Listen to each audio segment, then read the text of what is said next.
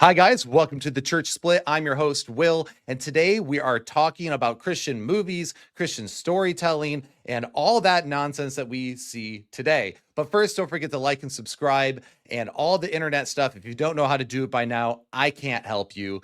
But one thing I'm really excited about is many people know this about me. I am a nerd as a whole, not just in theology and all that stuff, but I'm actually a nerd when it comes to books, fiction, movies, media, video games. I'm that guy. Like I just love that sort of thing. So you can imagine my pain when I've had to watch a lot of really bad Christian movies in my lifetime. And Christians aren't known to be very good movie makers today. They're not good as being good storytellers today, which is really unfortunate because Christians used to be the kings of art and the kings of this sort of presentation, and we're the ones leading the charge. So what happened? Why is that a thing? Well, today that's what we're talking about, and I'm not talking about it alone. I'm talking about it with a new friend of mine, Ryder the Omniscient. For those who are unfamiliar with his channel, he is probably the one I feel like really kind of leading the charge in this area, which is a neglected area, surprisingly, even though media is so popular. And I found him and I just told him this backstage, but I told him about how I found his channel, which was when I was remodeling my house, waiting for our new baby to get here, working on the nursery. He popped in as a recommended video of just why Christian movies are bad. And it was a longer video. And I was like, well, I'm going to be painting in a while. So I hit it and I listened to it. And I was like, this guy gets it. He's been saying what I've been saying. So it's really good. I'm excited to talk with Ryder. And we're going to just unpack this for you. So Ryder, how you doing, man? Great. I'm absolutely enthused to be a part of this conversation. I'm glad you are, and he's dressed very dapper. This is now the second time someone's outdressed me on the channel in recent memory. So, yeah, and everyone's probably watching this and realizes that you're very young. You're 18 years old, and you're starting to talk about this. So, I would like you just to take a minute to. It's not very often you run into somebody who is already this articulate at your age, and that's not a slight against you. That's a compliment. So, what is it why are you passionate about this? What's your background a little bit so people can know who you are a little and just relate with you there? And then what made you passionate about this particular topic that you talk about it so much? Yeah, that's definitely a loaded question because there's so much that ties into that.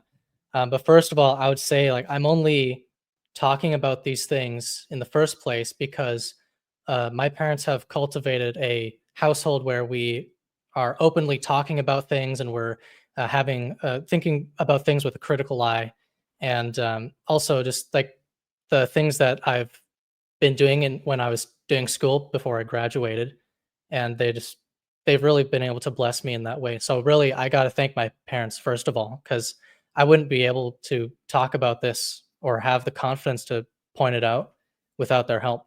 But secondly, I have been creative from a young age. And so, I mean, shocker, but always loved stories. My grandpa, when he'd tell stories, I'd be raptured by just kind of what he was talking about, and like I would love it. And I wanted to be able to tell my own stories.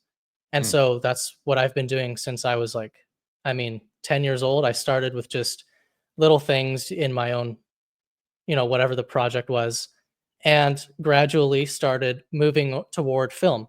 And it was kind of started by accident. It was just me and a couple friends making some comedy sketches, just goofing around, nothing crazy. They're super cringy, but I still have them.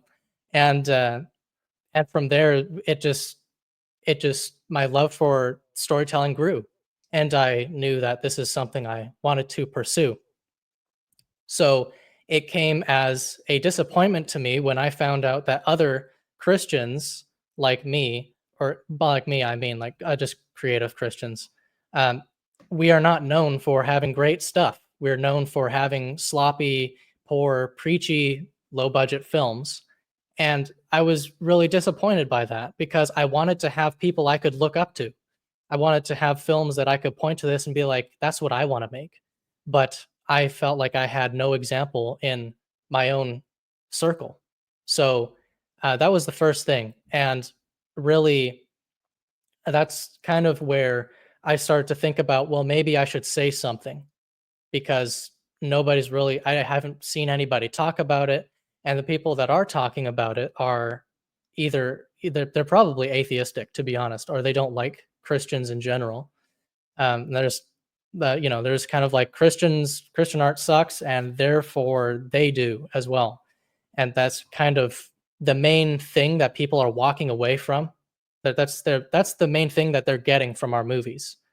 And I think that is really disappointing, especially since we serve the creator who made all these wonderful things. He made the earth and the human anatomy and all these beautiful works of art. And we have not been living up to that.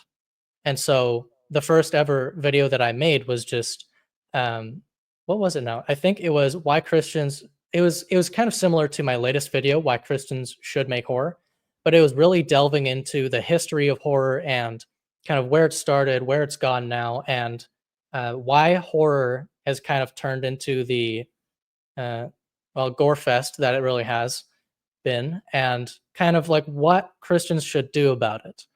And so that was the first ever one that I made.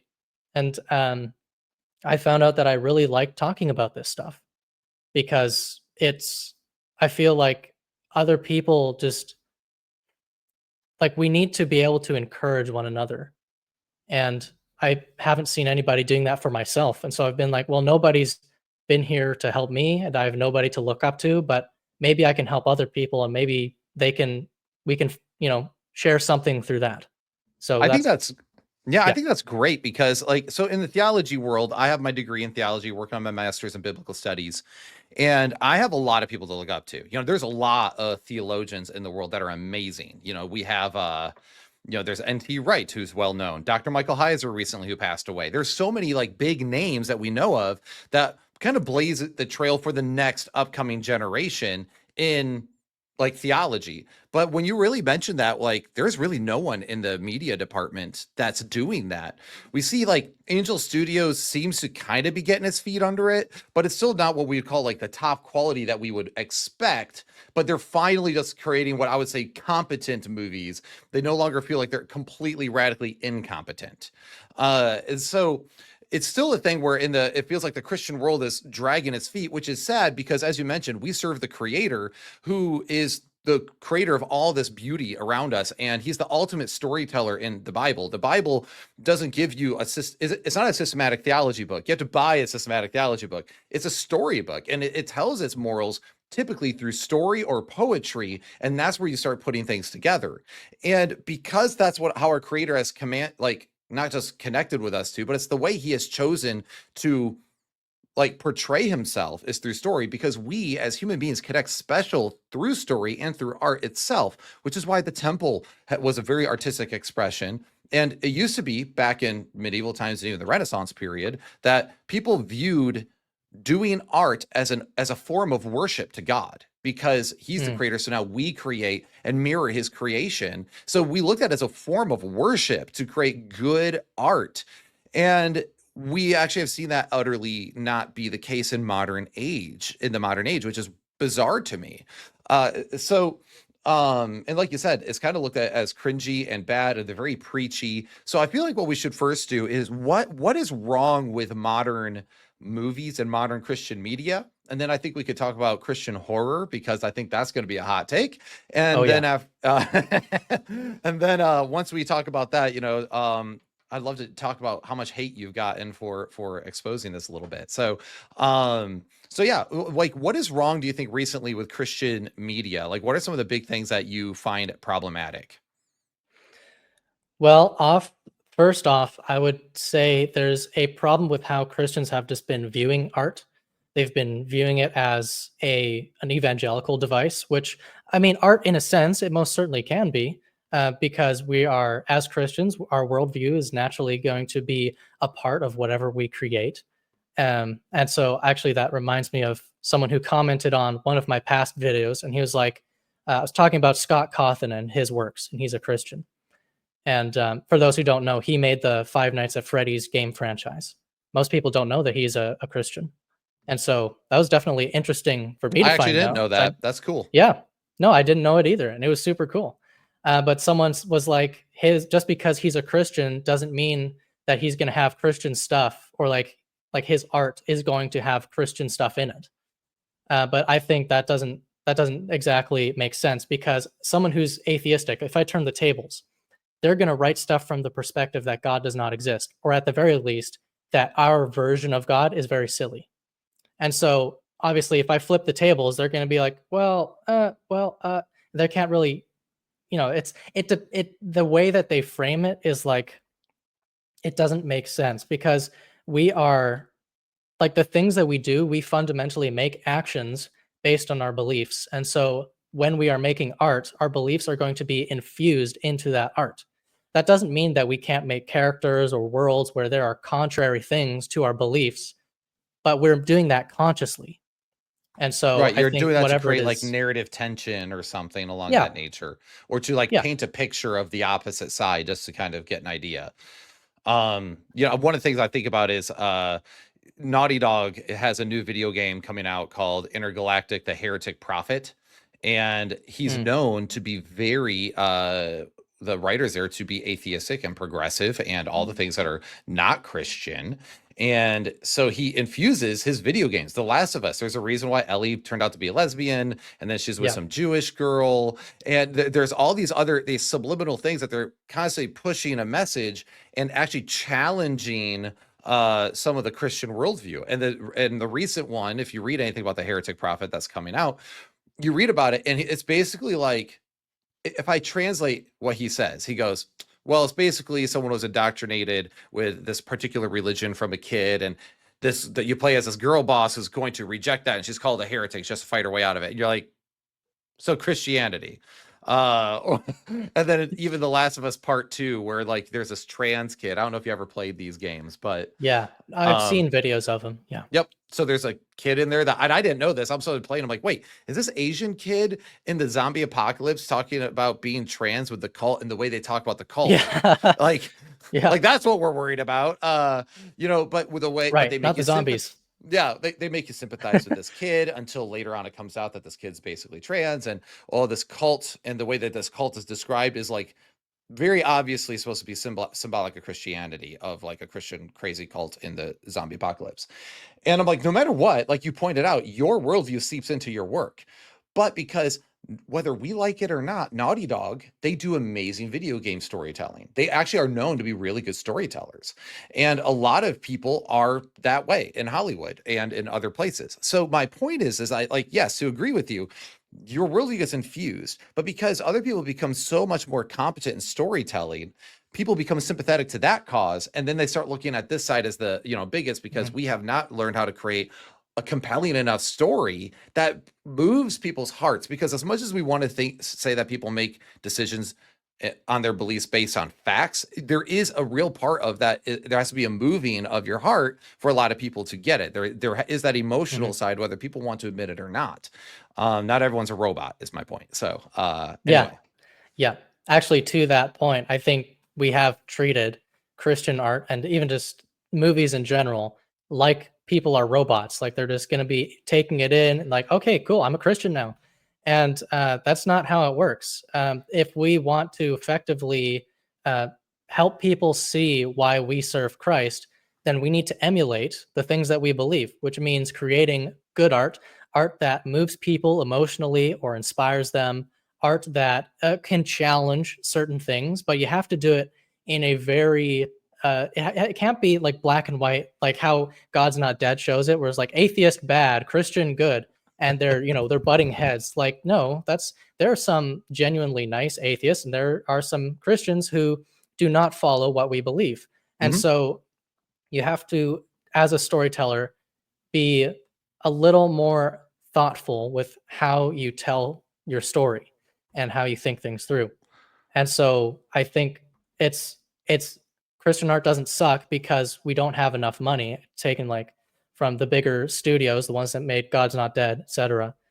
They have the money. They're just consciously choosing to make films that are preachy. Like, Mhm. I think it was the Kendrick brothers made a statement that, like, they see movies as being a sermon. They're trying to be evangelistic in their movies. And so if we approach it that way, then of course nobody's going to want to watch our movies except the 35-year-old soccer mom. And that's not we're not trying to convert the 35-year-old Christian soccer mom. We're trying to help everybody else in the world. We're trying to spread the gospel, but we can do it in a way by creating beautiful art. Right. I think Well, about, go ahead. well, you go. Oh, okay. Like God's Not Dead is a great example of way too preachy.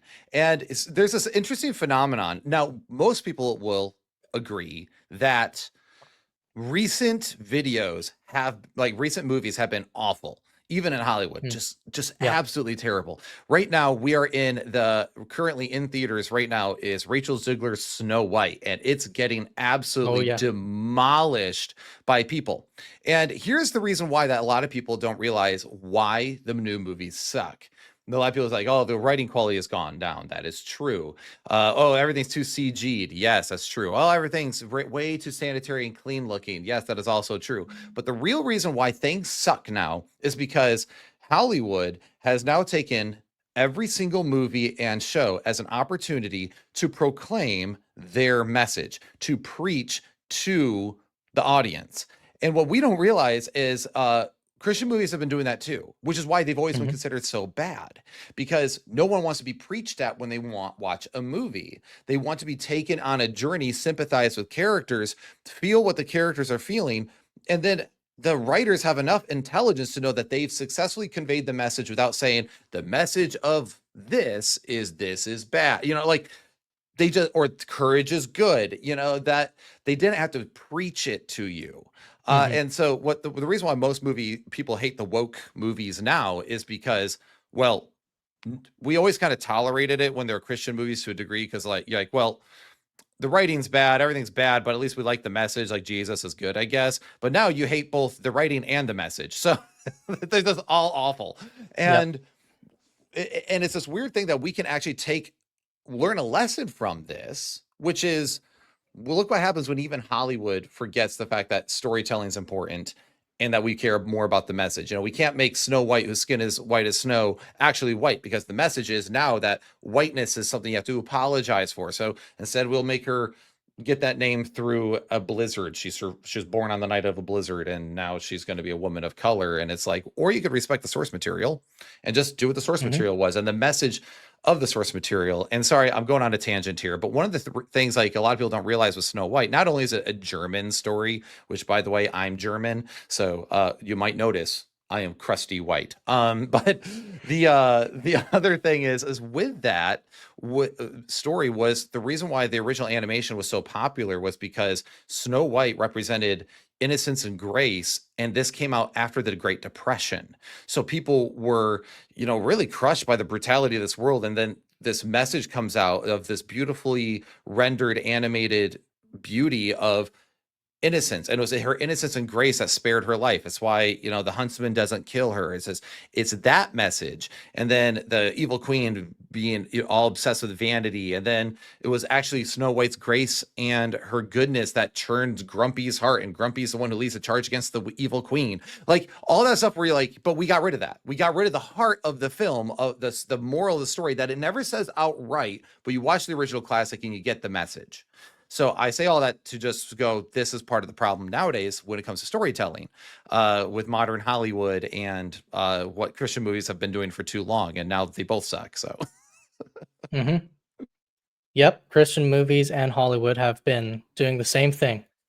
And so it's interesting, though, when you take what Christians have been doing in media and then it's now being transferred over to Hollywood, you see that they have the same result. Now they're both being the portrayals are bad. And so I think that brings me to, well, we have both of these issues. And with Hollywood crumbling, I think we actually have an opportunity to flip things around. And we have an opportunity as Christian artists to be like, okay, enough's enough. We can't settle for less. We can't settle. We have to, we have an opportunity to really make a difference here. Because with Hollywood crumbling and everybody's like, they're all looking for something to look up to. They're looking for movies that are inspiring, and Hollywood isn't giving that. So we have an opportunity to step into the spotlight and be able to show these people what they're searching for, which ultimately is just a darn good story or plural, stories, movies, books, whatever, what have you. And uh, I think that we cannot miss this opportunity. We need to take it. Right. And well, and you mentioned like how they look at us like each one's a message to preach. And one of my biggest issues that I've had with Christian media for a long time. Now, Ryder, you don't know my story. But I was raised in a highly abusive home. I have a lot of issues there that, from my background. And one of the things that always annoyed me in movies was how they always made it out like in Christian films that if you just basically pray enough and you're faithful enough, all your problems are magically fixed in your family and Right. all the things work out. And I was like, well, that's not it at all. Like That's not what I've experienced. yeah, like I've prayed, I've surrendered it, I've done all those things and worked that through life. And said, what about the ugly part of life? What about when it doesn't turn Hmm. out well? And when I watch like the movies like Courageous or Facing the Giants and all those, it always turns out to be the great miracle in the end, and everyone lives happily ever after. It's a Hallmark film. And when you read the Bible, it's not always a Hallmark film. Like tell Job that, Yeah. Yeah, exactly. and even preaching at you, like so I'm in my daytime day job, I am a missions pastor and a youth pastor. And I just got done teaching the middle school here the book of Esther. And one of the observations I made about the book of Esther is that it never mentions the name of God one time, not once. And it never directly says, she took courage and despite all odds, she put herself aside for other people. It never like explains it. You have to put it together through the story that God is working, that God is using her in this way, that there's this ironic justice that ends up happening to the people working against Israel. But you have to put it all together. And I mentioned that to the kids because we have a large middle school girls presence, and they were like, we want to do Esther because they wanted to the girl stories. And it Hmm. was really funny because they were like, oh, we didn't know half of this stuff was in this book. I'm like, yeah, some of it's uncomfortable. There's a harem. There's like a beauty pageant where he's just like looking at which ones are pretty. And it's like, yeah, these aren't things that in a Christian movie, you would probably avoid that because you're like, oh, well, we don't want to objectify women. It's like, no, no, no. The king was objectifying women. Why would you shy away from that? Because it also makes the Christian worldview contrast against it. So anyway, all that to say, Yeah. the Bible doesn't even tell stories the way that we see Christian media tell stories. Yeah. Yeah, I think too many Christians have been like, well, we need to do our best to spread the word, and so that means preaching. But if you look at scripture, even with how Jesus tells his parables, there isn't any overt sort of like blanket statement like just pray enough and all your problems will be solved. You'll get your girlfriend back and XYZ. The book of Esther and the book of Job are amazing examples. Like I think even with Job, it's like it is not a happy story for most of it. In the end, he does end up with the happy ever after, but it's after all this turmoil. Mm-hmm. And so it's not necessarily and he's going through this horrible time. And Yeah. so even like the book of Judges has a lot of violent imagery. That's putting it It's nicely. yes, lots of violence, not even just with gore. There's a lot of stuff in there that it's kind of like yeah, if that was made into a movie, it would be rated R. Oh yeah. So yeah, like even from Brian Godawa, I read one of his books, Hollywood Worldviews. Fantastic book. I'd recommend it. And he was like, the Bible is rated R because God is not, he is not afraid of showing the harsh details. Mm-hmm. But we have been putting out a sterile and clean image to the public because that's the Christian image. But the fact is that we are all sinners and life can be ugly. Mm-hmm. And so why are we trying to portray everything as sunshine and rainbows? Because I mean, Jesus didn't. That's not what Jesus did. Well, then we wonder why people are like, oh, well, I went through this and I used to believe in God, but he didn't answer my prayer by healing my grandma from cancer or something. Now I'm now I've renounced the faith because he just didn't do that. I'm like, well, it's because we painted the wrong picture. We painted the wrong picture, which is no, it's faithfulness despite your suffering. And that God's not going to always just magically come in and save the show for you. That's not how this works. And so because our Christian messaging has been wrong, what we've been commanding to telling the world, then we wonder, then we want to blame the world too. Like, oh, they've deconstructed our children. It's like, well, no, your message has been bad. Like you're Yeah. telling the wrong message, and they're rejecting that message. If we've had the right message, maybe you'd see that. Because one of the things I'd love to see more in Christian media is like, no, let's get into the dark places. Let's go to that dark place. What is it like to be someone who was raised by a drug addict and then finds Jesus and then still has to live in a home or an area ridden with drug addiction? What is that like? Because guess what? Hmm.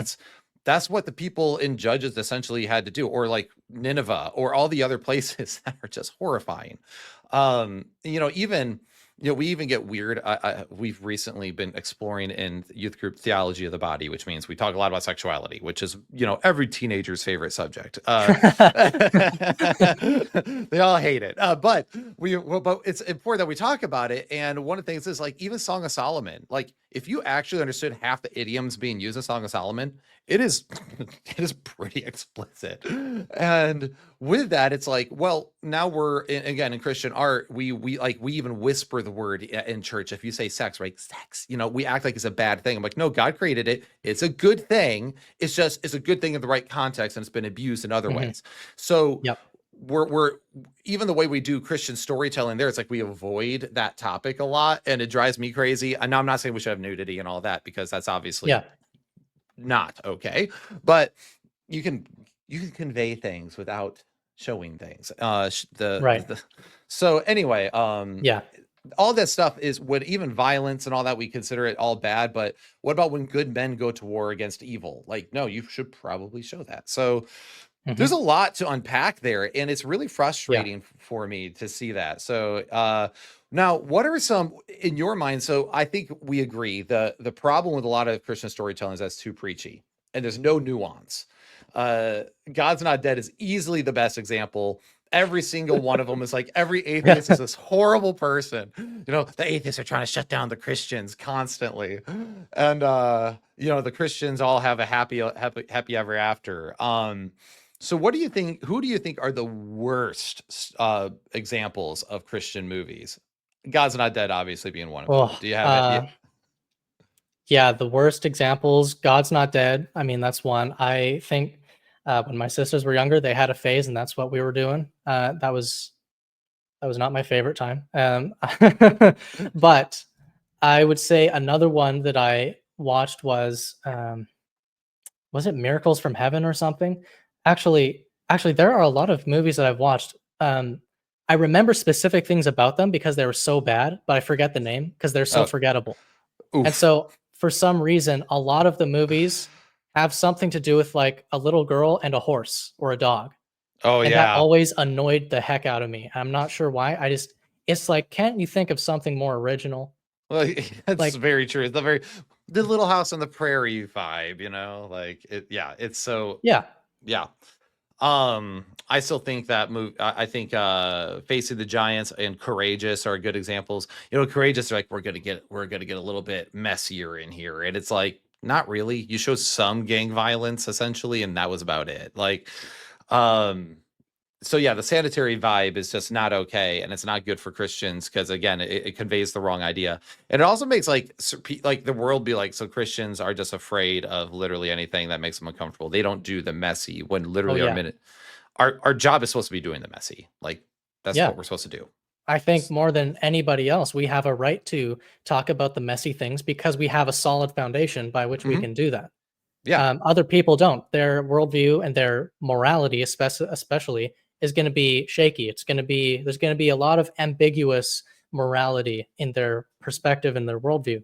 And I think so many Christians think in like black and white terms, and it's kind of like, well, we can't show this because Bible says it's bad, but we can show what is good and lovely. What, of course, what the person deems is good and lovely, or what their specific church says is good and lovely.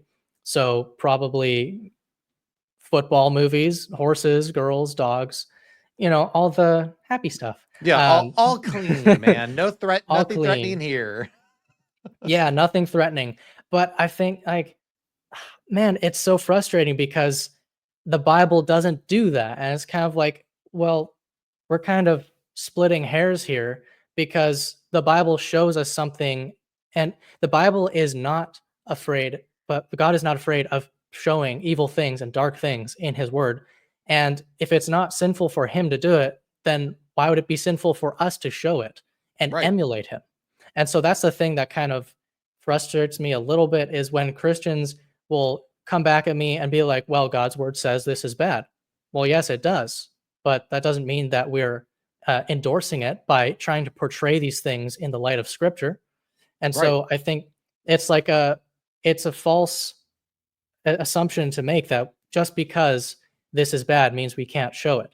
And then also people will take it too far and be like, well, are you advocating for pornography then? It's like, no, that's not what I'm saying, because the Bible has very clear standards. And so this is such a multifaceted topic, but the Bible, like Song of Solomon, there's some stuff in there. It's kind of like, okay, there's some vivid imagery in there, and but it never goes into like super, like it's not trying to like make it super erotic. And it's not trying to be super like, it's not trying to be like pornography where it's trying to arouse you for a very specific purpose.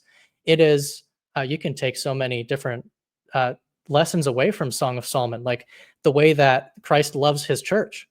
Like that's like, it's beautiful and it is lovely. It's deep. It's a very deep connection. And I think that's one thing that you could take away from Right. the beautiful poetry.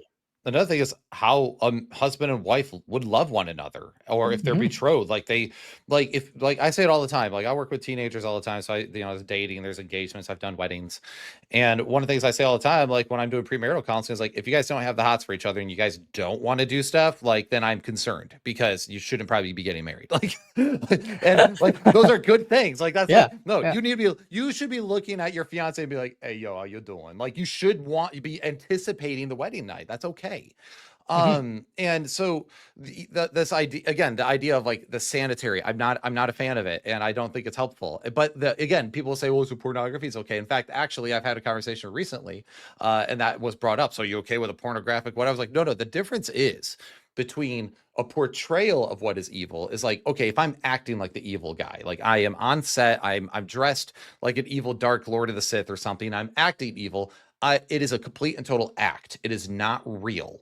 But something like pornography or nudity and those types of scenes is that no, that is real. That is somebody's body being portrayed on screen for sexual reasons. And someone could be like, well, we use prosthetics. Well, that doesn't matter because it's still portraying the actual thing of that. And it's not a complete act where it's like all computer generated and no one's actually getting harmed in the whole thing. No. I can see it. It actually can cause arousal. Mhm. That is categorically different than Yes. a simple portrayal of something that's actually not true, not real. It is not actually evoking any sort of lust in me. But but lust specifically is with the eyes. We lust with the eyes. So yes, that it is categorically different. And Paul even makes very clear that sexual sin is different because you're the temple of God and you're essentially dragging the Holy Spirit with you through debauchery. So even Paul makes clear that sexuality in itself is a different category. So again, people can take that and try to, twist the words, but I reject the premise. I think there's a categorical difference. So anyway, Mhm. Yeah. go ahead. Yeah. So Yeah. It kind of, just to kind of wrap this up, it kind of reminds me of well, a lot of the people that comment on my videos, like, what, I guess we're gonna get to the hate stuff eventually, oh, you can go but there now. That's they fine. they have a lot of things to say that are kind of strange. Like one person said to me, like, God loves our bad movies. He doesn't have our aesthetic preferences. And that, yeah, I made the face you're making right now. Like, what? What? That makes no sense. No. We're just gonna gloss over like the fact that he made beautiful mountains and human anatomy, or like even in the book of Exodus where he's making the tabernacle and all these beautiful garments, and he's instructing people, the craftsmen, to make very specific, beautiful things that are aesthetically pleasing. And so he's like, dude, I think you got your wires crossed. It should be the other way around. We need to have his aesthetic preferences. And the fact that you're saying that God loves our bad movies says a lot about your theology. And I would say a lot of these people that think that we need more Christian Hallmark movies, they they have not so good theology, because that's what's propelling these kinds of movies forward, Right. is their theology. Yeah, 100%. Well, that's where, again, because we've bought the lie that somehow like Hallmark movies equal clean and clean equals godly. And it's like, well, and honoring to God, it's like, no, some of these movies are like stories, again, in the Bible, as we mentioned, are not clean. And they're not intended to be. They're intended to make you face something that's sometimes horrifying. Like the last chapter of Judges is the best example, I think, for it, where it's like a woman, like these men wanted to like rape this dude, and the dad's like, take my daughters instead. And there's like, whoa, what? And then it's like, no, actually, just take like this lady that I drag around, and then she's destroyed for an all night and left for dead, and then chopped up and sent through the kingdom. That is absolutely horrifying. I mean, Mhm. every time I read it, I feel dirty. But then the last verse in the book of Judges is a haunting verse. It says, "And in those days, mankind did what was right in their own eyes." And the Yeah. message is very clear. This is what happens when you remove God from the equation. You remove Mhm. the objective moral standard. And when people just get to make up their own rules, this is the horror you can expect. And that bears Yes. out right in front of us. We see it happening right now. The more a society is degraded into atheism, secularism, the more we see. I mean, we're what do we do? I mean, we're transing kids, so therefore we're making them, we're giving them the wrong hormones, puberty blockers. They're not going to be able to reproduce. We're destroying people. And we're in the name of rights. And well, this is what happens when you remove God from the equation. Judges bears witness, and so those are good things for us to share. And people will be like, well, why is it good? It's horrifying because the message is clear. You can get Yes. the message very clearly from that ooh, this is not good. Yeah. Without overtly telling you that it's that way. A good example of this, I told you we had to bring it up. A good example of great Christian storytelling is, of course, Lord of the Rings. Um, Yes. because it never says anything usually outright. It's all hinted to, or like little parable statements, as if I strayed into a dream or stuff like that, where you have to kind of read into what does that mean. But what some of the things of Lord of the Rings? What are some of the things that you think makes the Lord of the Rings just work? Oh man, I think, I I know it's a mean, really big there's so topic. much. There's so much. We could spend hours talking about this. I think, first of all, the characters are relatable. I mean, like, no matter who you are, from what walk of life, you can relate to at least one or two of the characters. For me, it was always Aragorn. I love the character of Aragorn. He's just this macho. He's like real masculinity. He's Yes. he's gentle. He's gentle, but he's also capable of violence when it comes to protecting the people that he loves and the people that he's serving. And I think that is such an awesome portrayal of the kind of leadership and the kind of men that we need in this society. And he's also articulate. He's able to speak his thoughts clearly, which Jordan Peterson, he'd be like, a dangerous man is an articulate man. And I think Yes. there's so many different parts of masculinity. It's not just how much do you bench, bro? It's so much more than just that. Of course, like, I'm saying that I'm a fitness fanatic. I love fitness, but that's just one part of the puzzle. And Right. so there Strength. are all these pieces. Right. A man's strength is only one part of what makes a man a man. Men have Yes. 40% more upper body strength than women. We have greater bone density and yeah, all those things. I also am into fitness, so you're in good company. But one of the things, like with that, yeah, but that's one thing of masculinity. Yeah. Since we've been doing theology of the body, one of the things I mentioned is like, so what does your body tell you about your purpose? Like, not being graphic, but look at your body. What does it tell you about your purpose? Well, with men, you have greater bone density, you're stronger, you're faster, you're all the things, like you are physically, in like the ways that we compete and fight, greater than typically women. And what does that tell you about? Well, to quote Spider-Man, with great power comes great responsibility. It means that, you are the protector, you are the fighter, and you are the builder. That is your primary achievement for your body. But you're Mhm. also a nurturer, but you nurture in a different way. My wife, our little girl is about a month old, our second girl, and my wife's a woman, obviously. And I see her right now. She births the baby, and now she's breastfeeding the baby. And it's like her entire body's made to provide nurturing and give life.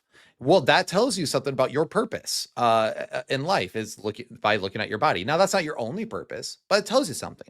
And I think that's Mhm. why Aragorn for me is a great example of true masculinity. Not only that he's a poet, so he's thoughtful. He thinks about things. He's not willy-nilly impulsive, because we get this idea in our culture like men are the impulsive, violent. It's like that's not what it is. Real masculinity is a thoughtful, uh, careful, and cautious, but then assertive when necessary. Mhm. And that's what we see. He's wise beyond his years. Like you said, he's articulate and he's able to express what needs to be done. And then at the end, when he's like, look, it's all or nothing, he's like, I'm just going to throw my life out here and I'm going to fight to the very end for my ideals, for what is right and what is good. And I will give my life for that. And Mhm. that is something that yeah, Aragorn's a great example. There's another great example is I love the Hobbits, and it's mainly because they're a perfect example of joy, happiness, and innocence. They're an Yeah. innocent people, and we see Sam and Frodo go through so much. And what's funny is that you never see Tolkien like walk on camera and be like, by the way, this is the confrontation of innocence with with reality. He never says that. You pick up on it. You're like, man, Frodo was like, if you go to the end of Lord of the Rings and restart at Fellowship and just watch Frodo for a minute, you'll be like, holy crap, Frodo really changes. Because his innocence is challenged by the reality of the harsh world, and Mm. and the reality of sin and power and the corruption of power, which is what the ring represents. So, one of the other things I think is really cool about Lord of the Rings is that there's no main character There at isn't. all. Yeah, that's right. Not a single one. They're all important characters, which is why they're called the Fellowship, and that should tell us they all bring a certain skill, and we see that we see that Legolas is the one who can be a scout. You know, he sees far. People when he's a tracker, and you know Gimli, he's kind of the heart of the group in a sense. So we could keep going on about that, but it's interesting. There's no main character, and it's because he was trying to convey the idea that it does take a fellowship. It takes a group to do a thing. No one's the main character, but every part is important. So yeah, what are the things that you think are admirable about Lord of the Rings before we should talk about Christian horror in a sense in a second, because that's going to be the one that throws people for a loop. Oh yeah. No, that's definitely an interesting topic. Lord of the Rings. Oh man, there's so much to talk about, but I definitely uh there's so much to like about. I don't even know if I could pick one thing, but Aragorn was one of them because I think just like a having I think in this age having a portrayal of a masculine man that we can look up to, especially younger men, I think is vital because we've Yeah. been if we have Hollywood and their whatever their portrayal of men is like weaklings or aggressive, usually there's like a pendulum, it swings to either end depending on what the who the writer is. And that's the those are the role models that we have. Whereas we have Aragorn and he is a biblical man. He is a portrayal of what a true Christian should be and what we should that's kind of our role model. And in many ways, I think even Gandalf, he is a Christ-like figure in the way that he speaks, with the wisdom that he has, and even when he's talking to Frodo about Gollum, and Gollum, no, Frodo is like, "I wish that this ring had never come to me," or "I wish that Gollum would just be done away with. I wish he just died." And then Gandalf is like, "Well, you don't know what the future is going to hold, so do not be so quick to deal out death and judgment." And also, you don't exactly have a choice with what time you are like what place you are in life, but you have a choice on what you do with that time. And so there's a lot of powerful messages that I think come through these characters and their experiences, not preaching at us what we should think. It's the characters and they're like, "Oh, I'm going through this problem," and Gandalf is there to help Frodo through that. And I think that that's amazing. And all these characters are experiencing something together, and they're at one way at the beginning, and then they're changed. They're completely changed by the end.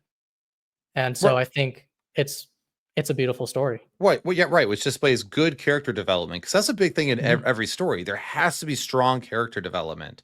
If your character's Yeah. the same, like at the very beginning, awesome and great and perfect, and stays awesome, great and perfect, that is incredibly boring. There's a reason why when you talk to people, it's like they either love Superman or most people find the original idea of Superman to be kind of boring because no one can beat him. He's perfect. He's the good old boy, super moral. Nothing can defeat him. They've had to like develop his character more to make him more compelling over the years. A lot of reasons why people don't like a lot of the modern movies now is because all the strong female characters are trying to portray are stoic and they got no emotion, no flaws. And well, And a buzz cut. and a buzz cut. And it's like, yeah, when I watched Captain Marvel, I wasn't enamored with her story at all. She supposedly had an anger problem. That's about it, and that doesn't really come around at all in the story. There's no payoff on that. There's Rey from Star Wars. Like she doesn't even have a compelling story. They're setting her up to figure out what her family was, and then nothing happened there. And then suddenly, like, oh yeah, she's a kid of Palpatine. That's what it is, and there's really no payoff there. You're just like, we create mystery and then zero payoff until we just kind of shoehorn this in because we had to come up with something. And you can feel that in the story, and you don't find her compelling for that reason. Hmm. But Princess Leia in Star Wars, we find her compelling. Well, why did you find Yeah. her compelling? Well, she's not a powerful warrior. She's not a Jedi, but she is articulate. She's assertive. She's a thinker and she's smart. But she's also very much like, this is the right way to do things, and I will not bend on that. And I could relate with that. Um, or the other thing for Marvel, a lot of people have wondered why people used to really like Black Widow before they made her so simple. I'm like, because you created mystery. We knew she had a past of some sort, and we always wondered what's the mystery there. She clearly is carrying guilt, and it made her compelling. And then they had an opportunity to make a movie about her and they made it lame. Yeah. So anyway, I could go on about this forever, but point is that having good character development is really important. Some of my favorite movies of all time are the original Alien films, like Alien and Aliens. And I don't know, have you ever watched them? So I've seen Alien, okay, all the right. OG. Yeah, okay, so you see the OG. Aliens is super good, but it's more like an action movie than like a slow roast like the first one. And it's really fun if you watch them both back to back because you see Ripley's character herself grow. And in the end, she, instead of being terrified of the creature and running away, she goes into the heart of the nest to save a little girl in a very motherly kind of way.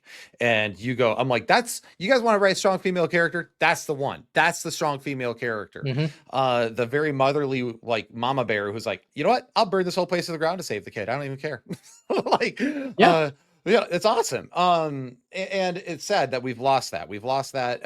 And I think that's also what makes Lord of the Rings has some very compelling female characters. Yeah. You have Arwen and Eowyn, and Arwen being like, if Aragorn is the example of great masculinity, Arwen essentially is the same thing for femininity. And she's loving, Yeah. she's gracious, she's strong.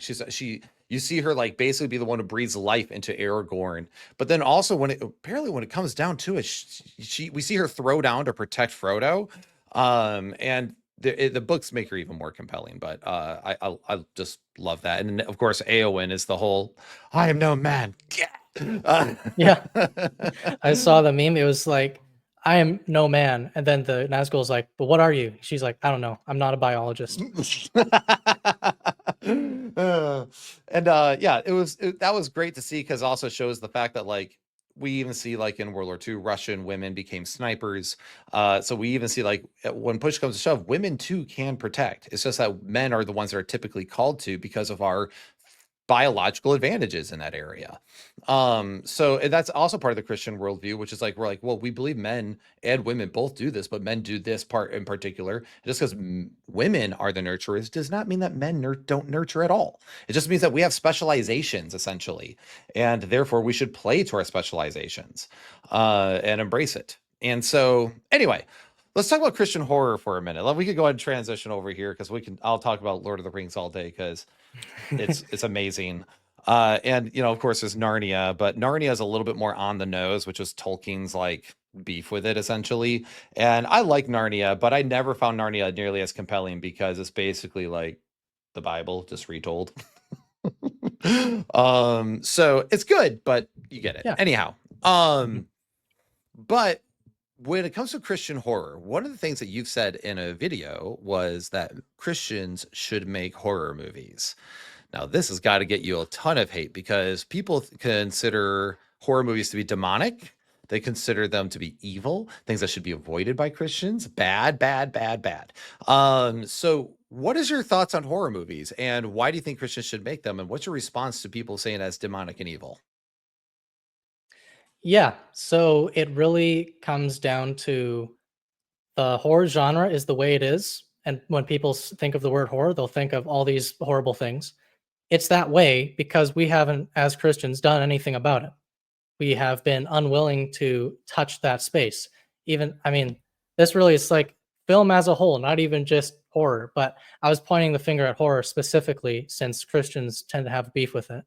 And so if we're going to look at using a certain medium of storytelling, so suspense and even evoking fear and manipulating emotions in certain ways through characters and whatnot, we have not been in that area. And so therefore it has been taken up by a bunch of people who hate God. And so one of the things I point to is things like Hereditary, which I've heard from people that I personally know who've watched it, and they're like, a movie like that where it's like it leaves you feeling gross and disgusting, like icky. Like you're covered in a bunch of slime. It was just like, ugh, you know? And because the ending of that movie, it like ends with like some butchered person being up on a pedestal and people are bowing down before it, worshiping it as like some demon entity. Yeah, as a And demon entity, and they renounce yeah, the Trinity. They it's like the ending is like it's evil wins and all yes, the things demonic win. Yes. I've seen the film. yes. So yes. Yeah, so that's kind of that stuff is like that those kinds of films are there with that kind of message because we have not been in the genre making films. So um, something that I think is a good example of what we could do is I point to the first and second season of Walking Dead, which I haven't watched after 3 because it gets bad. But the first 2 seasons are fantastic. And the reason I I say, hung on to that show till like season 4. Then I was like, I can't do this. This sucks. yeah, no, But after the season first 2 3, I are was like, amazing. yeah, no, they're fantastic because they ask so many great questions. Like in the beginning of the film, where it's like the main character has to, he's just going out, doing his thing, surviving. And there's this girl, this zombie girl, who's like coming to attack him. And so now he has a choice, like, do I kill this girl? Because if she bites me or so much as scratches me, I'm street meat. And so questions like that, where it's kind of like these moral questions where you have to wrestle with them, and they're not even preaching at you. They're not like pausing the video. The guy comes on screen like, and so this is the moment where he has to choose. No, it's like he's the character is experiencing this, and you're experiencing it with him in real time. And so you're like, oh crap, what's he gonna do? What would I do? Like what do you do in that situation? Yes, the And show so don't tell principle. Right. yes. And I think that show does a great example of it, even though the writers, at least that I know of, were not Christian. But in that way, they borrowed Christian principles because they are provoking the audience to think about tough questions by experiencing it with the characters. And even this, like with teamwork and experiencing like other factions and all this tension, it's amazing what they did in the first 2 seasons. But I think Christians have been afraid to even dip their toes into that because one of the main objections is like, you know, the Bible says we shouldn't watch or look at things that are demonic, they're occult, that's like it's bad. And that kind of brings me back to, well, the Bible also shows occult things in it. It shows violence. There's sexual imagery, not pornography, but there's sexual imagery. Right. And so I think what matters is it's not the content, it's the context. Yes. And so you're showing it within the context of the moral code that God has given us. So scripture. And I think if you completely gloss over that, then yeah, of course, maybe we shouldn't make horror movies, but we can because God uses his moral code as a framework by which he can show dark things. And that brings me to something one of my friends said. He's also a filmmaker. And he said, we're kind of like a flashlight shining in a dark. And that's what the Bible is. It's like a flashlight, and it shines into the dark spaces. And so we can use that flashlight to illuminate these things that are disgusting, they're horrible, or just sin. And we can shine a light on those areas and we can expose them for what they really are. And so I think in horror, we have a great opportunity to do that. That's what I'm personally doing. Of course, I love fantasy. I love sci-fi. I'd probably do something like that at some point. But I'm seeing like there's probably a draw for me to the horror genre because I've seen like no Christians, at least no notable Christians, aside from a couple, are doing this. And so that's kind of like, it's like, well, we need to be engaging in the space, otherwise it's going to be filled with crap. And it's the same with any other genre. Well, it's like the only Christian horror movie that I'm familiar with was the movie Nefarious, if you've ever seen it. Mhm. It was more of a thriller, and I actually thought it was pretty competently made. It felt like I was watching the Screw Tape Letters, essentially, portraying the Christian worldview in that way. And I find the movie actually pretty good for a low budget. It's actually one of the ones I did not absolutely despise. I actually watched it, was like, that was actually pretty decent. I didn't hate that. It's a little preachy, but the gimmick with the demon possession kind of made it work in its own way. Yeah. But otherwise, yeah, it's pretty much untouched. The only other person I know, I guess, there's The Visitation, which is based on Frank Peretti's work. If you're familiar with Frank Peretti, Yeah. Frank His Peretti's books are great. yeah, his book, he's like a great example. I'm like, this is a good Christian storyteller, but a lot of Christians don't like him. They take him as like, oh, he's out there, he's a whack. And I'm not gonna lie, if you listen to the guy, he's eccentric. But that's what artist types usually are. They're usually kind of little not socially like everybody else. Yeah, I don't go love with the Frank. grain. Yeah, I love Frank Peretti for that reason. In fact, his, what was it? The Hangman's Curse was phenomenal. That book is great. But they're all these Christian backdrops in there. But you go through some dark times with him through his books, and they don't always have a happy ending. They sometimes have a, wow, I'm glad we survived ending. Like we barely made it. And there's one horror movie that also I thought was really good. It's a slasher film. Did you ever watch Hush? No. She's a deaf girl, and there's a home invader who killed her neighbor and he's trying to kill her. It's a great movie because it's also something I could see a Christian making. She's deaf, so easy to be taken advantage of, and you see her fight for her life through the movie, and some self-sacrificial moments take place throughout the movie. And I'm like, this has got some really good imagery that Christians could use. But they don't, but oftentimes we don't see that. And I think when we're saying that Christians should avoid horror, I think we're also avoiding the fact that the Christian worldview teaches that there actually is demons. They're real. They're real. Like the man at we think of Legion, that story of the legion of demons that gets sent into the pigs and them thrown off and jump off a cliff from the man and apparently the man was naked and like cutting himself with rocks and stuff. The man was like out of his mind from the demonic possession. And yet we say we avoid those things. And I'm like, well, there's a lot of, like, when I watch certain horror movies, like if I watch The Grudge or The Ring or anything like that is like, The Ring is one of my favorites because it's like a great example of like, hey, you want to know how to create tension in your story? This is how you do it. There's really, the movie's just unsettling. There's nothing gore festy about it. You're just unsettled. You're like, I don't like it. I don't know what's happening, but I don't like it. Yeah, it's that low grade suspense, and that's one of my favorite horror films. First time I watched it, it was the part where like they're looking at the photos and then their faces are all smudged and stuff. Yeah, that sends shivers down my spine every time I think about it, because it's like your identity has now been erased, and it's kind of like, well, what do you do like when something else is trying to conform itself to your identity, or like was trying to manipulate you? And so that to me was a very terrifying concept. It portrayed in such a visual way.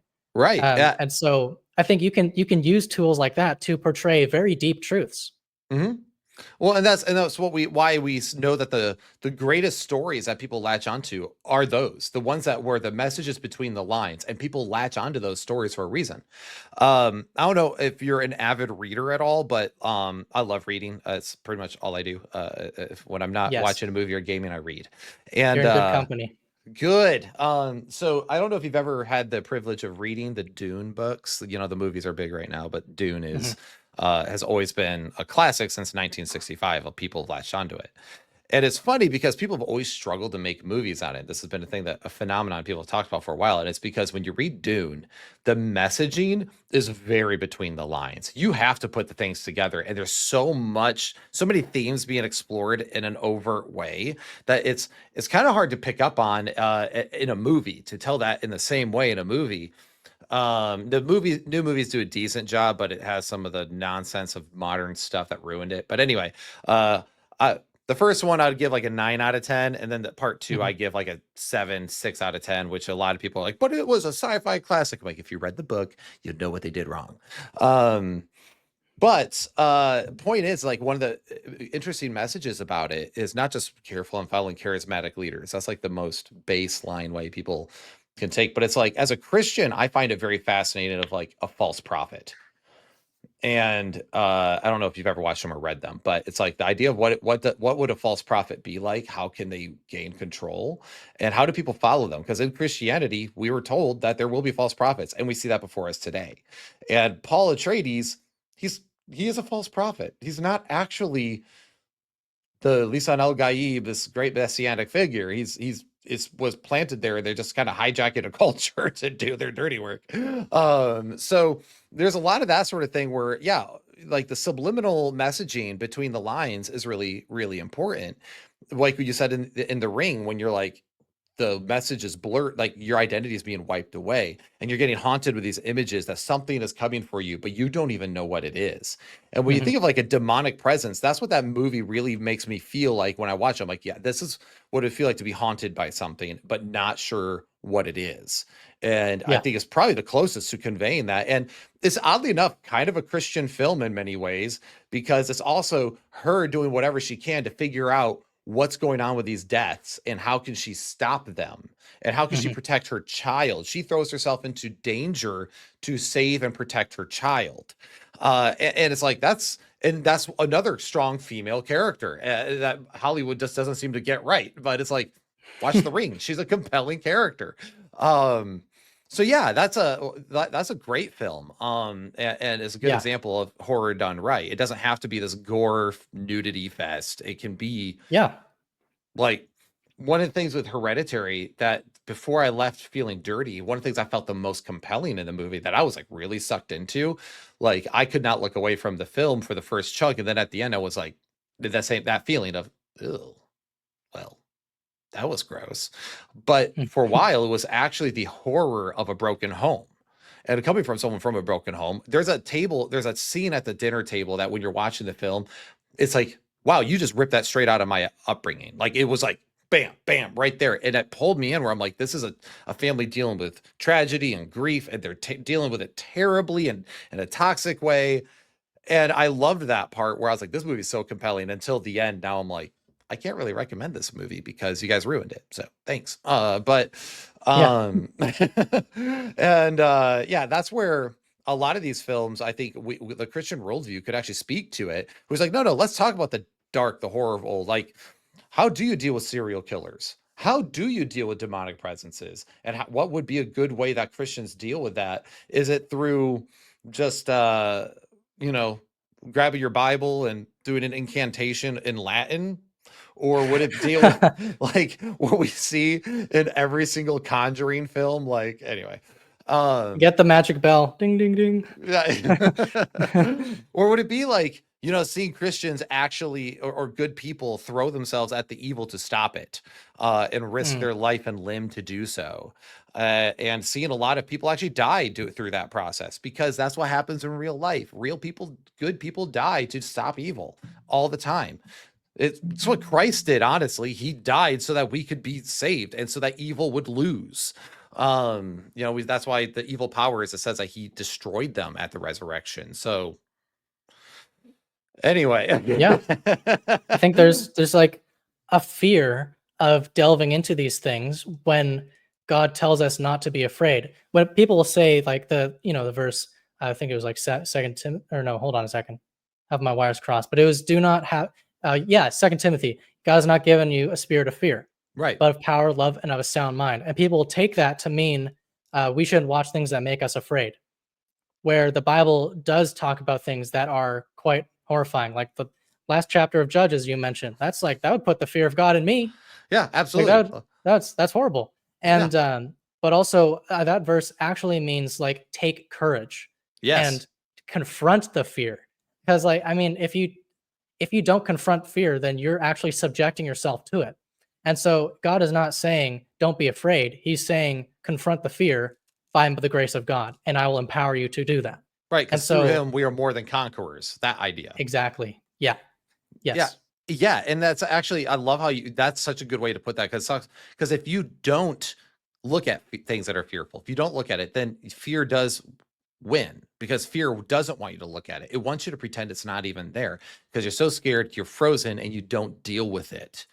And Mhm. so one of the things I like, so with that particular thing, the more you ignore something, the more that green monster grows a little bit bigger beneath the carpet. So you want to confront fear, you want to confront the horrific, so that way you can purge it, you can get rid of it, you can defeat it.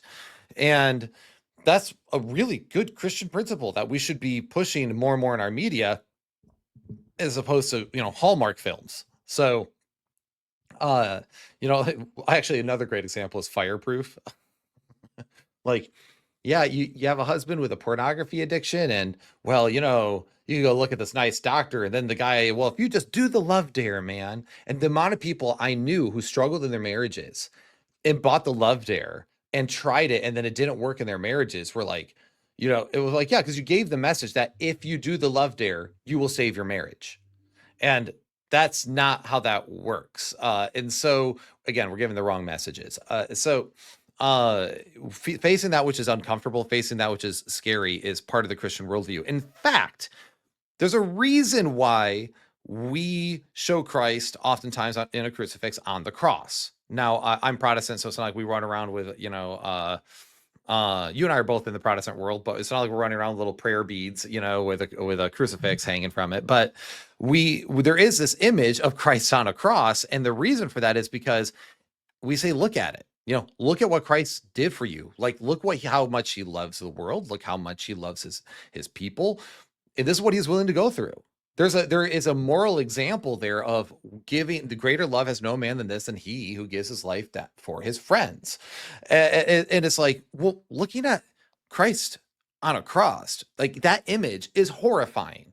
He's Mm. mutilated beyond recognition. He's naked. Technically, we always give him a loincloth, but now homeboy, like, our Lord and Savior was completely naked on the cross, and we don't like that, but that's how Roman crucifixions were. And it's a horrifying image. It's shameful. It was the Romans' way of ripping someone of all their honor and dignity and shaming them before God and man and leaving them on the cross to rot and die. And we say, Yeah. look at that. That is your salvation. It's like, yeah, part of the Christian message is look at that which is most horrifying and see what the world is willing to do, what evil looks like, and then see the victory of Jesus Christ's resurrection over it. And it's a powerful image, and yet we tend to miss that a lot of times. We try Mhm. to gloss over the ugly in favor of the comfortable. Sorry, I'm preaching, but No, it's all good stuff. I agree wholeheartedly. Yeah, we have it doesn't even matter what genre it is. If it's on the whole, if your view is like we can only have a clean, sterile image and our job is to preach, then that's going to transfer to whatever genre.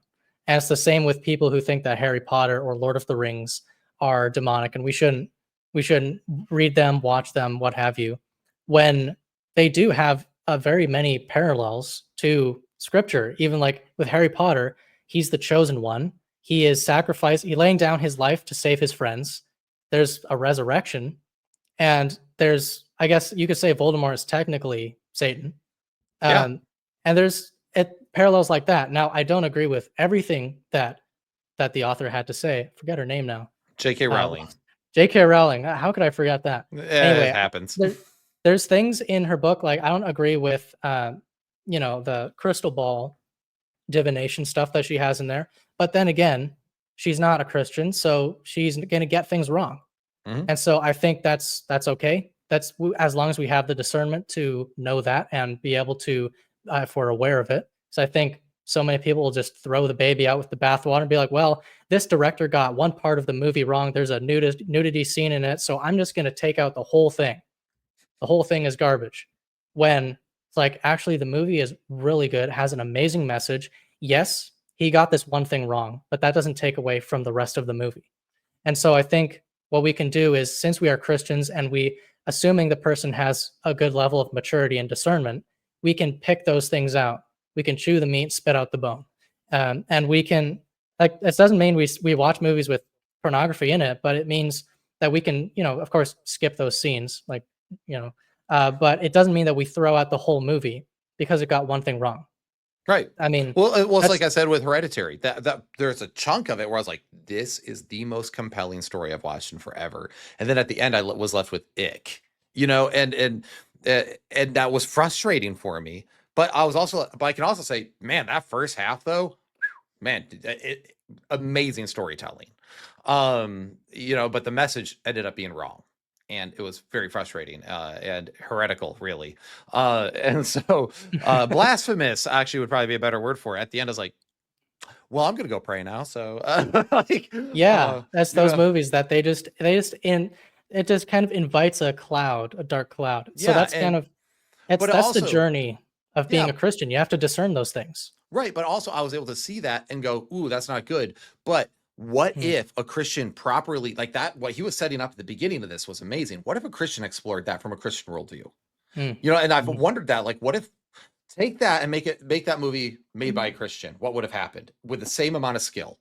And we'd probably, in my mind, have the most compelling Christian story of all time. But instead, it took a different turn. And so that's where, again, this idea of bad storytelling is really frustrating because there is so much good that's out there. And we can also look at Hollywood all the time and go and eat the meat, spit out the bones, and say it's valid when someone makes good art. Even if it goes against my Christian messaging, I could look at it and go, that was really good art though. And we need to learn how they're making that good art so we can counter it better and know what techniques they're using and use it to create a polemic against it. In fact, that's what a lot of people don't realize this. The Bible does that a lot.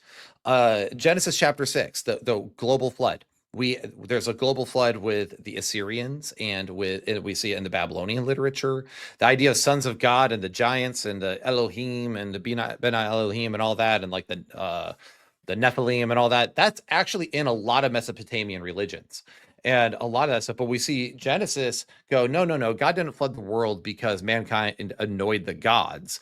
The world was flooded because mankind was evil and wicked, and God had to bring judgment. So it's like it creates a polemic. We see this imagery pulled from other religions and other pagan faiths, and they write it in a corrective, like, no, I'm going to correct the narrative here. You are wrong.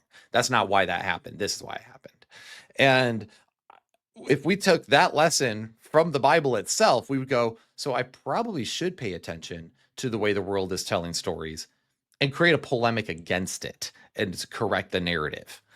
So that's not very popular to talk about because a lot of Christians are like, so our Bible comes from paganism. It's like, no, he's correcting the narrative. That's how a polemic works. Another good example of this is Jesus is called like he who rides on the clouds. It says lightning is like from his eyes and all this stuff. That was imagery directly pulled from Zeus. Like if you look at Revelation, the way it describes Jesus, it's describing Jesus in the same words as Zeus, who's the king of the pantheon. So in other words, what John is doing in Revelation isn't an exact image of necessarily Jesus, but he's going, that Zeus guy? Yeah, he ain't nothing. Jesus is the true king. He is the true Lord of Lords. And he had to know paganism he had to write against it and to create that polemic. Acts 17 is another great example of Mars Hill using the idol to the unknown gods. Paul used that and used as a springboard to give the gospel. So again, the idea of the sanitary, stay away from all that, isn't biblical, and it's not consistent with how we are shown storytelling is done and how God corrects the world. Does that make sense? Am I making sense here? Yeah. Yeah. Which goes into your point. I thought your hottest take, honestly, and this is probably just because I don't find horror movies to be the worst things on the planet. Your hottest take, I thought you said, is that because of all these things with how storytelling works and how God is done in the Bible, is that you said that, so to not do this is actually disobedience against God. And I was like, that's a hot take, because now you're like, if you don't do it this way, you're disobeying. Like, there's some sin here.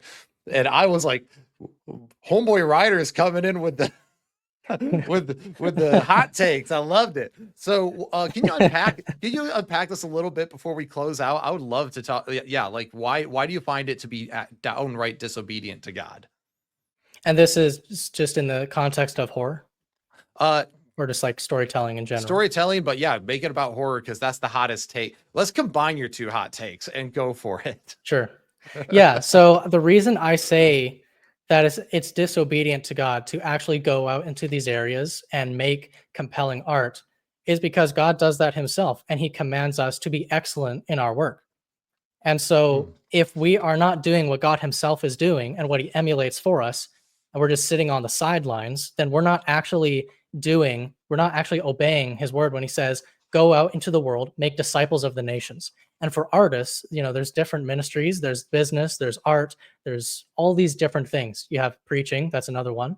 But if God has called you to be an artist and you are staying on the sidelines, then you're disobeying God based on the calling he's given you. And so if you are called to be an artist and the horror genre is specifically calling to you, and it's kind of like me, where I'm like, there are no Christians currently that are making Christian films. There are some Christian artists in the games, like Faith, the Unholy Trinity, was written by a Christian. I believe he's Catholic, which was amazing, because he's like a Christian making a horror game. That's really cool.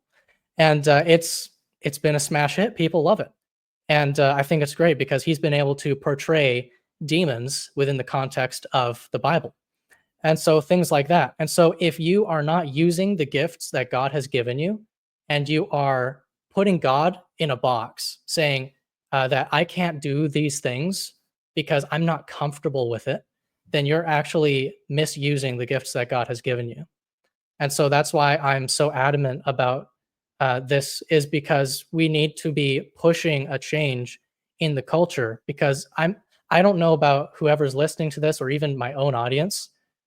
If someone's watching this and they don't feel the same way, but me personally, I want to be in a place I don't know if I'll be able to see the total fruition of this in my life, but maybe my kids, my grandkids, they'll be able to have a greater, a wider range of Christian storytelling. And so maybe that will include romance, thrillers, fantasy, horror, because we are actively engaging in culture as opposed to pulling away from it and staying on the sidelines.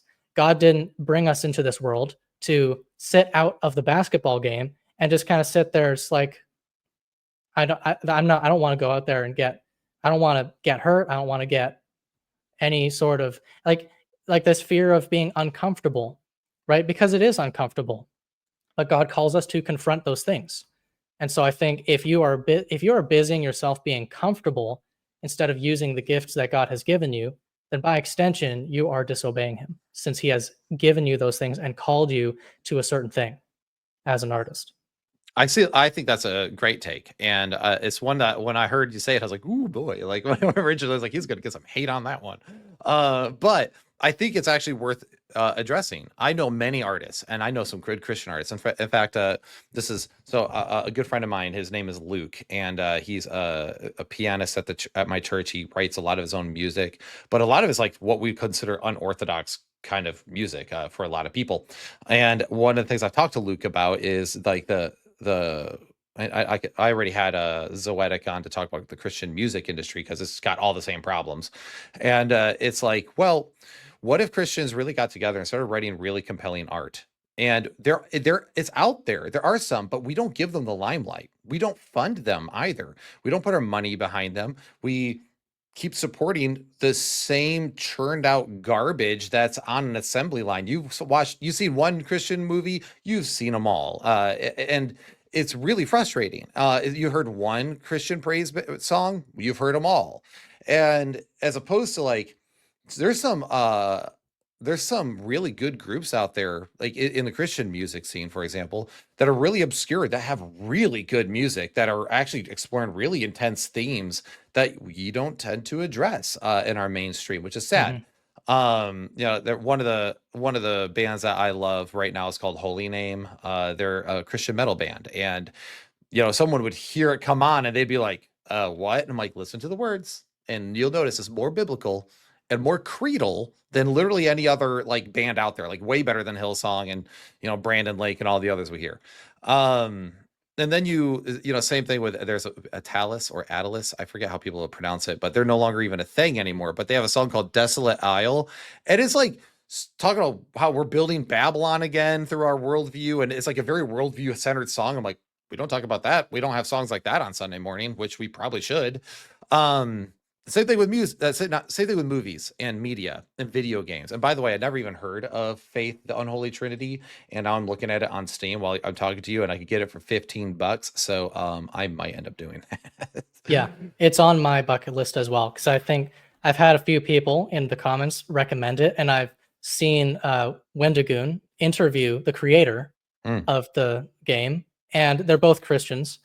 And it was really cool to see this man talk about how he was creating a horror film from a Christian perspective, and especially like with demonic possession, and like how do you defeat demons, how do you interact with them, how do you know if you're oppressed.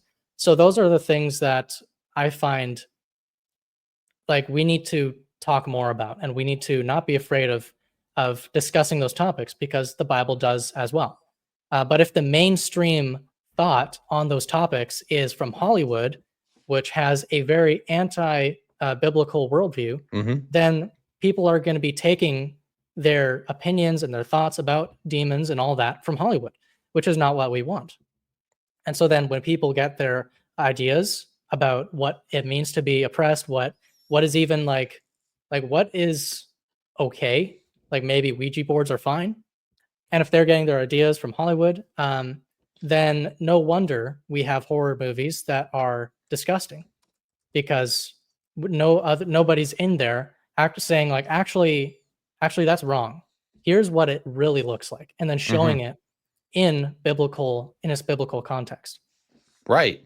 And I mean, that actually reminds me of another great horror movie. I don't know if you've seen it, is Talk to Me. No, It's gotta about put that. it's like a haunted hand. Like it's a statue of a hand. Um, and it's really fascinating because it has a lot. If you watch it, you'll start realizing it has a lot to say about addiction, about identity. And so if you watch it, you're picking up on it. But it's another frustrating thing where I'm like, this was a great movie, and I just want Christians to be doing this sort of thing where it's like, no, we can explore this in such a deeper way. Mhm. So I love what you're doing. I'm so thankful, because I've actually thought about starting a second channel that's not theology nerd stuff, but just talking about media, movies, and no rhyme or reason to it. I've just thought about doing it. I don't know if I even have the bandwidth for it, but I want to do it. And it's just because I'm passionate about this. And Yeah. I'm not, I sketch, I do music. I'm a violinist. It's my primary instrument. Oh, that's so Classic, cool. classic Baptist boy. All right. So, Hey, me uh, too. I play piano, classical musician. hey, it's like best friends. Why are you so far away? We could have networked. We could network, but that'd be hard to do. I'll Hey, shoot you an email. But if nothing else, I could connect you maybe with some other Christian artists that you might enjoy networking with or something. I have a few, but they're mostly musicians that I have. You're like the only one I've had that's into the movie and media scene. So that's why I'm like, I wanted this guy on, because we need more people leading this charge. And like you said, we might not see it really in our lifetime, but Ryder, you're one of the few people who's actually going at this topic specifically. So you could easily be a trailblazer here that actually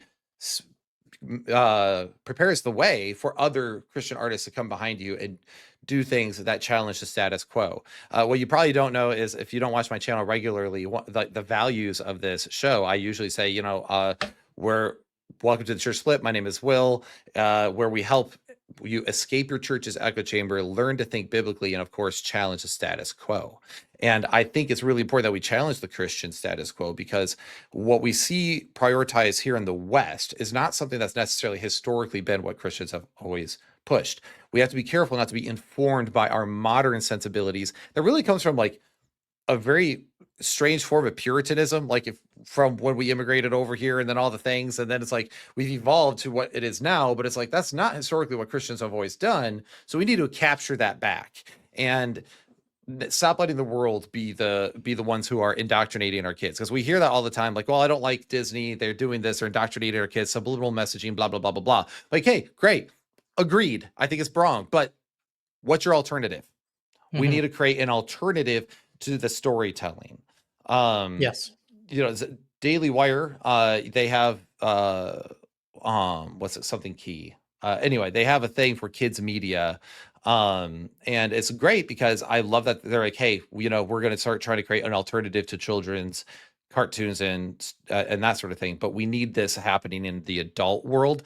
And plus, even what the Daily Wire is doing, it's not like gigantic, you know, it's very still small, so we need that. So yeah, do you have any other thoughts real quick? How I'm going to link your channel in the description below, so everyone who's watching this, go like and subscribe to Ryder the Omniscient, watch his stuff, you're going to love it. He's really articulate. It was really impressive to me how articulate you were, especially that's why I was like, man, this guy sounds really mature. That I saw you on video, like, but he's young. Like, I was genuinely surprised, because I was like, man, I wish I was that articulate when I was 18. But I love that. And so guys, go do that, check it out. And how can people find you and support what you're doing? Because you are trying to make more and more Christian films, are you not? Yes. Yeah, I have a couple things cooking. Okay. All right. And there's a short video, you have a short horror film on your channel, and it's very short. It's only a few minutes long. Yes. So people can go check it out. And did you film that just like on your phone? Well, I filmed it on my camera. Okay. It's just a R6, nothing Okay. super fancy. But yeah, it's just the only help I had was with my sisters to, you know, maybe fiddle with the lights a little bit while I was doing something, or, you know, hold the camera for this shot or that thing. But most of Nice. it was just myself, and it was just kind of it is very short on purpose, because it was just like an exploration into horror, and it's kind of like, what can I do? Just kind of dip my toes into it and see what happens. Right. It's about like demonic oppression, essentially, and what would that look like? And it was very short, and it was just one of those things where I'm like, man, you know, you actually got a good eye for this, because at 18, you've had no formal training, from my understanding, right? You're not in school for filmmaking currently. And on top of that, you have no budget. You clearly are filming from your house, and therefore you probably, so it's like you're filming from your house. You're probably using, like, you know, DaVinci Resolve for editing or something like that. And you actually made a pretty compelling story. Like, I was impressed. And so I was like, man, you got to throw some money at this guy and give him some formal training. We'll probably see you could actually do really well. And I'm not just saying that to, like, you know, make you feel good. I'm saying, like, I truly believe that you do have an eye for it. And compared to other people I've seen who are young, who make films, it was not as cringy as other people's like videos. Like, other people are like, ooh, it's rough. Yours was actually competent. It was good. It wasn't cringy. I wasn't dying watching it. I was, when you mentioned in your film, like in a video, I was like, oh, we'll see how this goes. And I found it and I watched it. I was like, dang, like, actually impressed. So good job, Ryder, is my point. Thank you. I appreciate that. Yes. Yeah, I appreciate that. Yeah. What's the best way people can support you and find you? Yeah, you can find me at Ryder the Omniscient on YouTube. And so just even just like watching my content, engaging in the comments, it means a lot. Cool. Do you want to do you have an X account or anything like that people can follow yet? Or I do have an X account. Okay. Yeah. X, Facebook. Is it all under the same name? Yeah, it's all under the same name. Cool. I figure there's not many Ryder the Omniscients out there. Yeah, I've gotten a few comments about that. Pretty. Oh yeah, do people get mad at you for saying omniscient because they're like, only God's omniscient, and they get all sorts of upset about that? Do you get that once in a while? Yeah, I've had it. There's been a few people like, what's up with your name, buddy? And there's always like friend or like buddy at the end, or like, there's a few people that are, there's like one of the funniest comments I've ever gotten. He was probably one of the fundamentalist Baptist or something, but he was like, my My dearest people. brother, my brother, my people. And then he's like, XYZ. And then he ended up, I responded, I was like, just a little thing. I was like, you know, not it's kind of funny, but thought no more of it. I opened my email inbox the next Oh day, no. and he had actually taken the time to go to my about page and take my email and then send me a message with like 50 different Bible verses. And at the end, it's like, find salvation in the Lord Jesus Christ. It's like, I still have the email. You're not even Christian now. Find Yeah. And salvation. so it's like, listen, I'm a Christian and you failed to convert me. So that's like, I hope you don't try and talk to other people like that. But Well, that was so funny. that is funny, and that's pretty normal in this world. I'll get proof texted. I love the proof texting. Like people just send Bible verses with no exegesis, and they're just like, "Ah, my point." And Yeah. you're like, "That's not how this works." I can't tell you. I have a lot of hot takes in theology. I have a lot of views that just aren't mainline Protestant, and I get called a heretic all the time. I'm not an open theist though, so I guess I got that going for me. But it's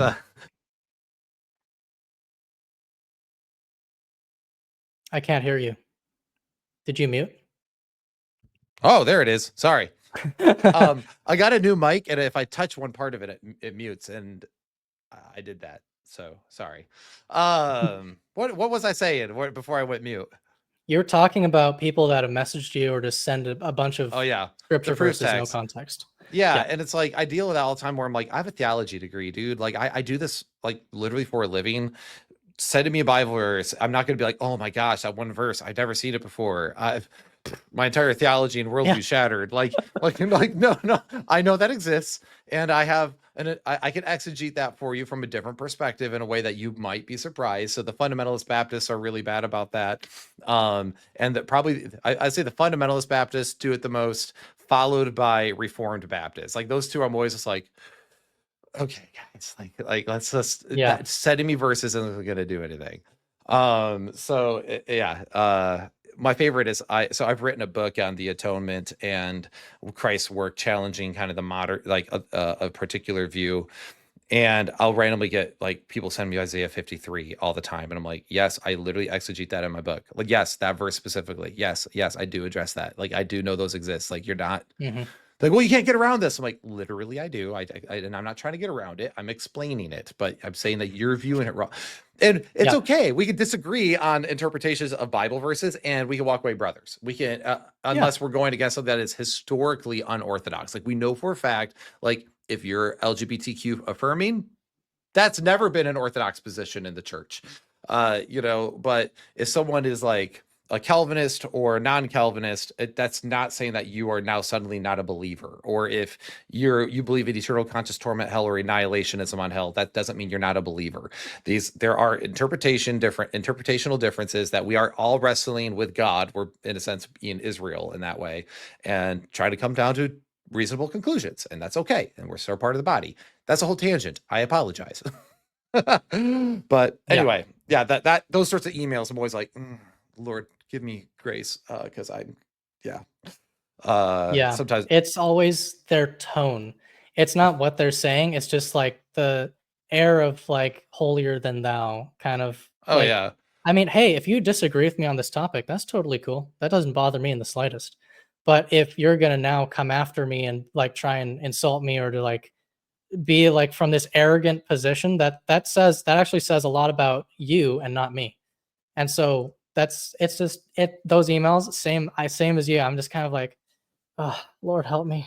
It's like they're kind of infuriating to read sometimes. I gotta be honest. I say all the time, just to, like, do not get into this YouTube public game unless you can't have thick skin. Like, if you can't have thick skin, you got to get out, because it's going to destroy you in relationships if you can't. It's not for everybody. I'm not saying like you're a wimp if you can't. Like, just know if you're getting in it. That's one of the things, like, I'll get asked, like, well, hey, Will, I want to start a channel about something. Like, how should I do it? You've been doing this a while. And I'm like, First off, have a mission. What is your mission? What is your focus? Like if you're just doing things willy-nilly, no one's going to follow you because there's no focus. The second thing is like, do you have thick skin? Because you're going to get lambasted all the time. You're going to get great support, and then you're going to be hated, and you got to be able to deal with it. Yeah. So yeah. Anyway, wild stuff. But anyhow, Ryder, Super. I really appreciate your time. I really appreciate what you're doing, and I've mentioned you being articulate multiple times, but I really appreciate how articulate you've been and you are. And I want people to support this work that you're doing. I want people to support you. I want you that will support you as a voice. I would like you, if you're not going to be doing full-time making movies, I want you full-time on YouTube talking about movies because you're really good at it. And I follow a lot of movie reviewers and a lot of people who discuss media, and I don't know of any really solid big channels that are Christian and give it a solid Christian worldview. And I think you do a really good job at doing that. So thank you, everyone. Yeah, no, you're welcome. And everyone, follow Ryder the Omniscient. Go check him out. Enjoy his videos. Support him. Become a member of his channel. You have some member exclusive videos too, don't you? I do. Yeah, I have the behind the scenes, the making of the horror video. It was actually a very challenging venture for me. It's because there was a lot of wrestling of like going out into the horror genre and wrestling with like, is this the right thing to do? Because like people think it's taboo and all these things, and so there was a lot of prayer and contemplation through that journey, but also just like taking action and I just got to do it. Just got to do it. Put in the work. So it was a good experience. Good. Yeah. So guys, go be a member of his channel, support him, do all the things, like all the videos, get them in the algorithm. All that helps. And the best part about just watching and liking videos is that it's free. You don't even have to pay him money, but it helps him. So get the message out there, boost that algorithm, get Ryder out there because he's doing great work. And this is my favorite part about doing Christian YouTube is once in a while, I just find people that I'm like, this is great. Let's promote this. So I love it, man. So you keep it up. Is there anything else that you'd like to say before we close out? I mean, just thank you for having me on. This has been awesome. Pleasure's mine. I love it. And, we can always network more in the future. We could do more episodes together or whatever. I'm here for it. You got my email. I'll also email you my number too. If you ever just want to text me or something, that's fine. So, just don't put it on Twitter. I'll get haters hating on me and I don't need that. So anyhow, guys, thank you for tuning in to the Church Split. Again, check out Ryder the Omniscient and his work there. What do you think about Christian movies and Christian media as a whole? What do you think about storytelling? What are some of your favorite stories? And let us know all that stuff in the comments below. But until then, guys, take care. God bless. May the grace of our Lord Jesus Christ dwell with you all richly. Take care. Mic drop.